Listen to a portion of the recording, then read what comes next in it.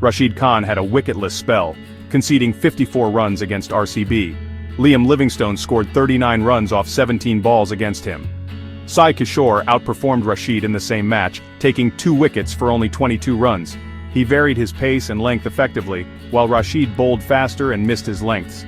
Rashid has been struggling since IPL 2024, taking only 11 wickets in 15 games across 2 seasons, and conceding at 8.92 runs per over. This is attributed partly to a shoulder injury and a tendency to bowl too full. Rashid's economy rate is significantly higher when bowling full lengths, 15.57 runs per over, compared to good length or shorter, 7.92 runs per over. This issue has been more pronounced since 2024.